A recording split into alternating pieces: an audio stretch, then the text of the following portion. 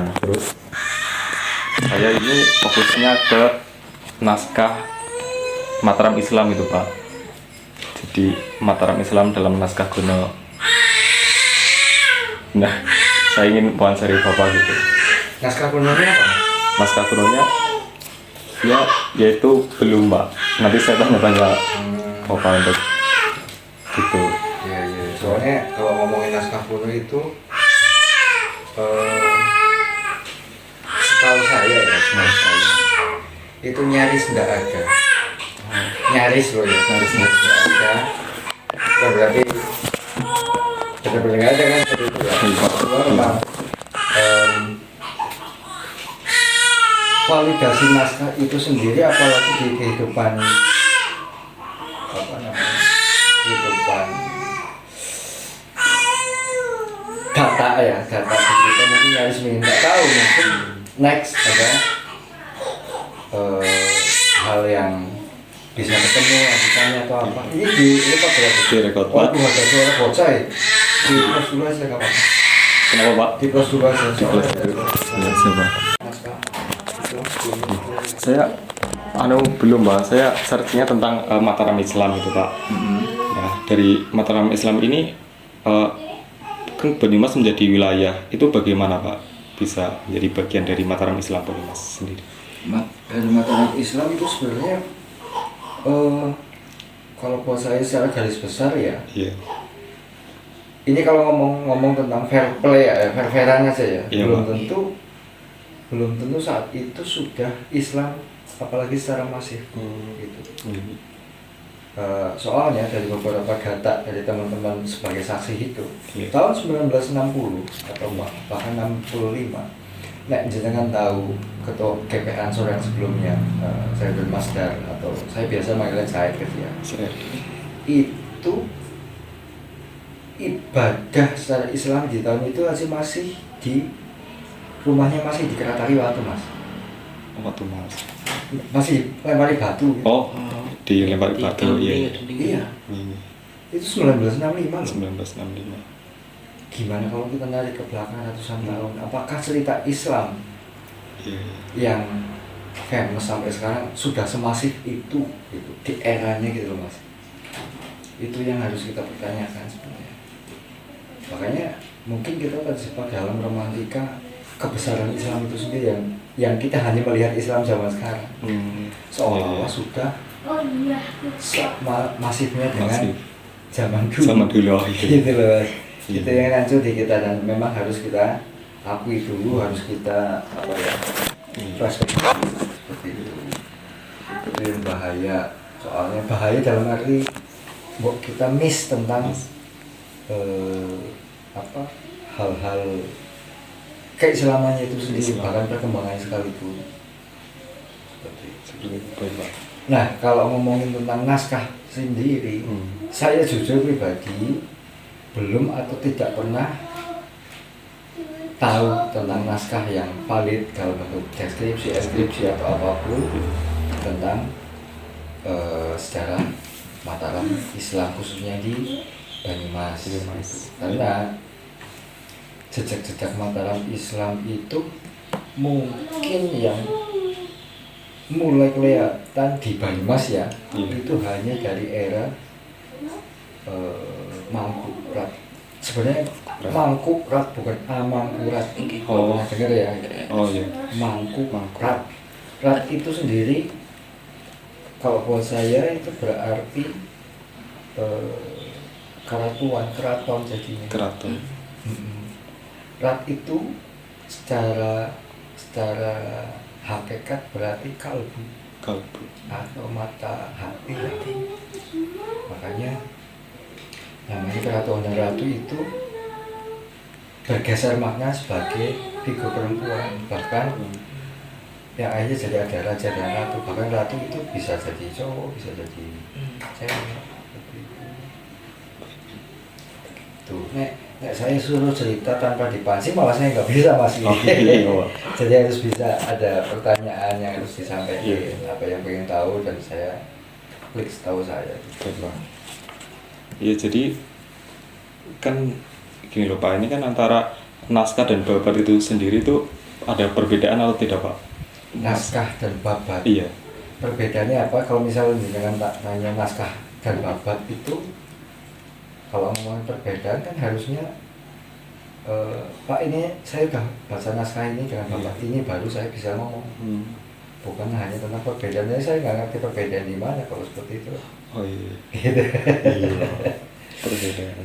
Gitu. Soalnya kalau mungkin secara garis besar naskah dan babat itu hanya satu kumpulan yang sama, dalam arti kumpulan cerita atau sastra, lebih ke seperti itu, atau suluk maka tentang, atau kidung tentang sebuah peristiwa atau sebuah lakon. Seterusnya. Oke Pak, baik Pak. Jadi kalau misalnya apakah ada tokoh gitu Pak yang menjadi kunci misalnya dalam cerita Mataram Islam gitu di wilayah Banyumas ini sendiri atau secara keseluruhan? Kalau ngomongin tokoh, Iya. di Mataram Mataram Islam, iya bisa Pak. Mataram Islam setauku malah belum ada. Setauku iya. tapi ya gitu. Tapi sebelum Mataram mungkin ada, atau setelah Mataram kayaknya nggak ada. Kalau sebelum Mataram ada, misal kita dengan cerita apa yang dikira maksud Karang Lewas. Saya Madung Wali. Madung Wali. Iya. Itu kan eranya Demak. Demak. Demak, baru Pajang, baru Mataram. Seperti itu. Dan di situ juga buat saya pribadi tapi lo ya. Iya Pak. Masih rancu tentang siapa, apa, gimana tentang Madung Wali sendiri. Saya menemukan beberapa versi bahwa Madung Wali adalah salah satu dari 9 sunan itu sendiri. Kan ada yang namanya asmanya Madung Wali juga ya. Iya. Ada juga yang cerita yang paling famous kan, beliau adalah utusan dari Demak untuk mengislamkan Pasiluhur misalnya seperti itu. Tapi apakah ceritanya memang semulus itu? Iya. Iya kan? Iya. Inilah yang rancu bagi kita, bagi kalian, bagi saya, bagi generasi sebelum saya juga, bahwa kita sering tidak sadar menerima sebuah info secara mentah dan tiba-tiba meyakini dengan begitu saja atas dasar keyakinan. Itu yang bahaya. Misal sama Madung dalam penyebaran Islam itu tidak kampung. Iya. Iya nggak? Betul. Itu yang kayak gitu Mas Bro. Jadi apakah akan terus seperti itu? Secara keyakinan itu nanti bisa jadi di mentality kita untuk hal-hal lainnya bisa. Oh Mas Faisal ngomong tentang Mas Diki yang minus misal, langsung dimakan begitu aja. Apakah Iya. gitu dia loh. Bahaya kan? Apalagi kalian masih muda, masih berumur berapa paling ini kurang ya. Ini 21 hari lagi loh maksudnya. Gitu. Jadi kembali ke tadi, kalau tentang naskah, kalau saya pribadi saya belum pernah tahu naskah secara valid. Apalagi di aplikasi saya kan kalian memang mencari naskah. Naskah. Mungkin nanti di beberapa orang yang di circle saya mungkin ada yang tahu naskah. Cuma kalau tentang naskah yang berhubungan dengan kejadian Banyumas secara pemerintah, secara lokasi, secara apa itu malah ada naskah. Ada. Itu naskah apa itu Pak? Naskah sayangku. Naskah babat Marta Direjan misalnya itu tentang berdirinya Banyumas, sampai babat Wiratmajan itu semua bercerita tentang asal muasal Banyumas Raya malah sampai ke Malang. Seperti itu. Dan untuk kembali lagi ke untuk naskah, kita ngomongin naskah Mataram Islam yang di Banyumas. Iya.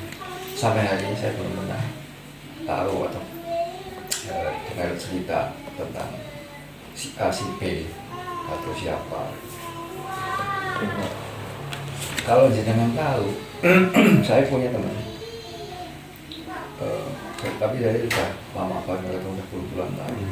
Beliau itu bercerita kepada saya bahwa masjid Makdum Ali yang di Luas kan ada pancang besinya itu. Pancang besi. Di ujung. Iya. Itu miliknya Masjid Demak. Oh. Sebelum Masjid Demak dibangun, itu sudah ada. Gitu.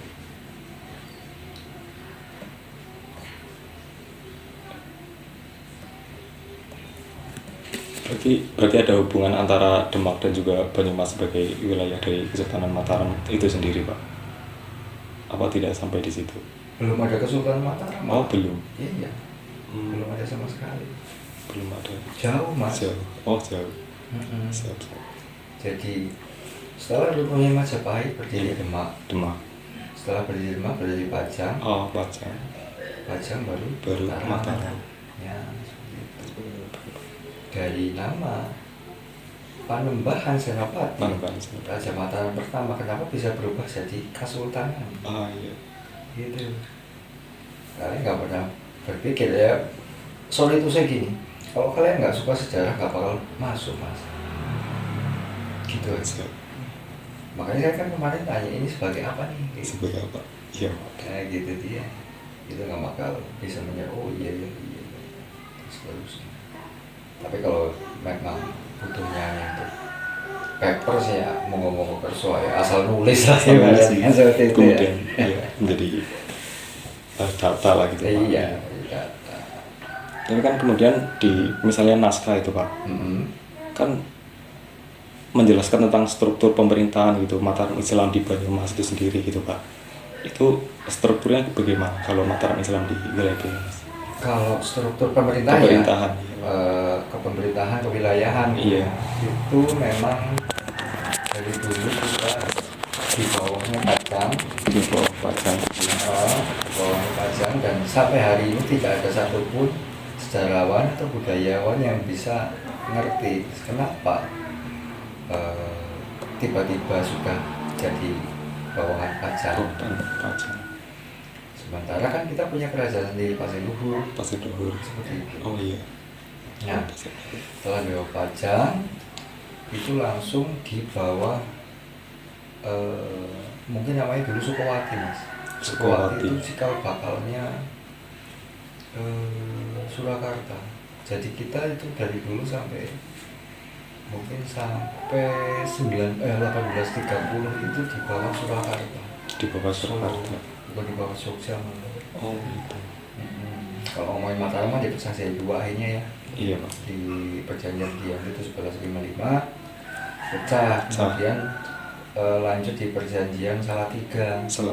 Ya, pecah itu. Pecah. Dan saya juga sampai hari ini belum nemu kenapa di bawah Solo. Katakanlah misalnya iya kenapa bukan di bawah Jogja misalkan. Iya, misalnya. Ya. Terus kenapa nggak berdiri sendiri? Ah iya betul. Sempat ada beberapa kisah tentang jadi bupatinya Banyumas kan ngindungnya ke Solo ya berarti. Iya, Surakarta. Ke Surakarta. Itu sempat ada rumor kalau nggak salah di Yudanegara 2 17 sekian kalau nggak salah. Itu yang pengen mendirikan kerajaan sendiri lagi. Oh, kerajaan sendiri. Yang akhirnya mungkin ada isu tentang kudeta yang oleh Mangkurat Mas kalau nggak salah itu di downgrade-kan atas bantuan POC dan lain-lain yang akhirnya dihukum. Saya cuma lupa datanya aja. Yang intinya secara garis besar seperti itu. Sempat mau bikin kerajaan sendiri lagi. Kan kalau di perpecahan antara Jogja dan Surakarta kan ada naskah tentang perjanjian Giyanti ya, Pak. Kalau misalnya di Mataram misalnya wilayah Banyumas ini apakah sempat pecah kemudian menjadi beberapa kadipaten atau apa gitu, Pak, atau bagaimana? Kalau pecah berarti sudah di bawah ini apa namanya? Jogja Solo ya Mas. Oh, di bawah Jogja Solo. Iya. Itu karena langsung di bawah pemerintahan Solo. Sampai hari ini juga kembali ke tadi yang saya bilang nggak ngerti kenapa. Atau mungkin secara gini, saya sering ketemu dengan beberapa pakar beliau yang tidak ada yang bisa mendetailkan tentang kenapa harus bawa Solo, kenapa harus bawa Jogja, kenapa Kebumen dengan apa Arung Binang, Cakranegara dan seterusnya, Kebumian itu. Atau Pemalang dengan Rantan Sari misalnya, itu pernah dengar. Kemudian kan dalam naskah itu tentunya ada proses pengumpulan dan pemeliharaan. Tapi naskah ini dilakukannya untuk memastikan kelestariannya itu bagaimana Pak? Di mana gitu? Khususnya di mana Mas? Di perpus. Gimana tadi? Kalau naskah ini kan ada pengumpulan dan pemeliharaan naskah. Nah ini dilakukan di mana gitu Pak? Sampai hari ini belum ada, untuk khususnya yang saya tahu ya di Banyumas belum ada satu wadah atau satu badan yang mengumpulkan atau bahkan sampai merestorasi, karena kembali lagi ketidakadaan naskah itu. Iya, baik Pak. Kalaupun ada, hanya sebagai manuskrip yang berisi tentang sebuah pemerintahan yang paling di pemerintahan yang sudah cukup modern di zamannya, kayak misal tadi di Marta Dirija itu sudah ada bukti fisik. Dan kalau misal ngomongin naskah-naskah yang bisa dilihat, yang paling tua yang pernah saya tahu itu di Kalibening. Oh iya. Itu naskah tentang, salah satunya mungkin tentang clue berdirinya Banyumas adalah pemerintahan. Di Jauhan itu ya Pak? Iya. Itu apa ya, kayak naskah? Kalibening. Oh ya, Kalibening, naskah Kalibening di museum itu kayak Pak. Iya. Itu salah satunya. Terus, iya, apa lagi ya? Ayo. Diminum dulu. Iya. Biar enak. Aku sambil ngerokok nggak apa ya? Iya Pak.